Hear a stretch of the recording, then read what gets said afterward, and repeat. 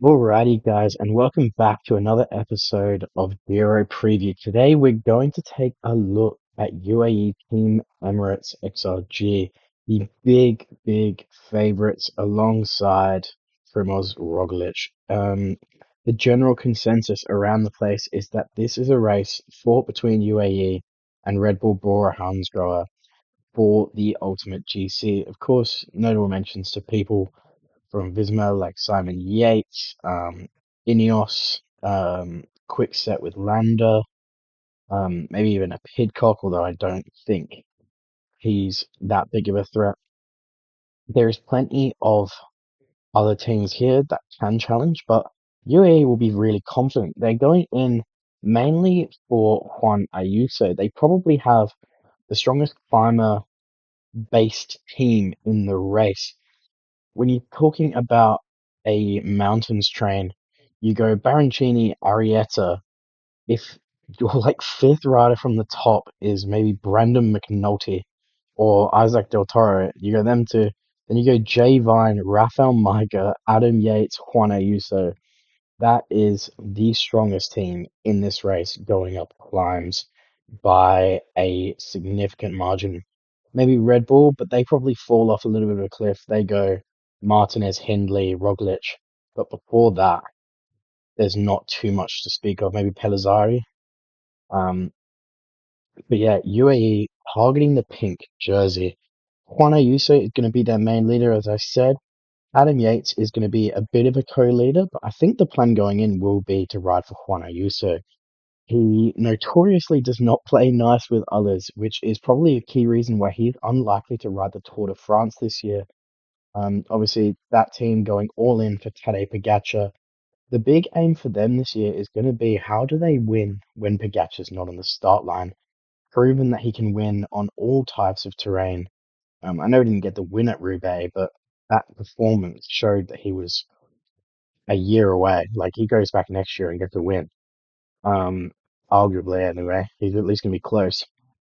So yeah, it's how do they get a result? You've got two climbers capable of winning the race in Juan Ayuso and Adam Yates. The problem being Primoz Roglic is on the start line. If Primoz Roglic goes on form, there is not a single person in this race that can touch him. If he's not perfect, then UAE are the best poised team wise to take the result. I am worried about Ayuso's kind of form as I will have ourselves a quick little look at his form. Um, Won Roglič's Catalonia's youth class and second overall in GC. A stage win there on what I presume is a high mountain stage or decent sized mountain stage anyway. Beating out Roglic on that stage actually, so that'll be good for the confidence. And then second on the stage after, where Roglic not only took the win, but I think he gapped him. Just looking at that, as we kind of go back to having a look at all of it. By clicking around websites.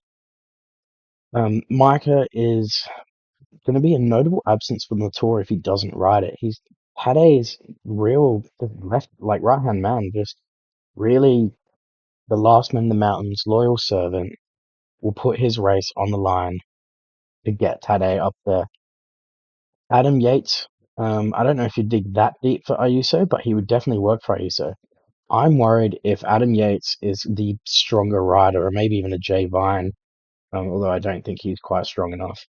If Adam Yates turns out to be the stronger rider, there is not a world in which Juan Ayuso consistently works for him if he's still involved in GC at all.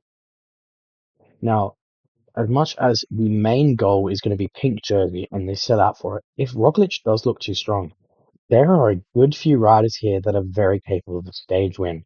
I don't know much about Igor Arietta or Filippo Baroncini, but you'd have to say Del Toro, Micah, McNulty, Vine are the ones that are going to be out of GC. They're all very capable of stage wins in their own right. They probably, if they're not needed for a GC raid stage, they should realistically be up in the breakaway with one or two of those riders really attacking it. I know as favorites for the race, they don't have to go up in the breakaway for things, but I think when you have that much depth, missing one of those upper climb is not really going to impact your race too much when a GC stage isn't going to kick off as much as it might. So I'd be extremely interested to see if they will set out for the stage win.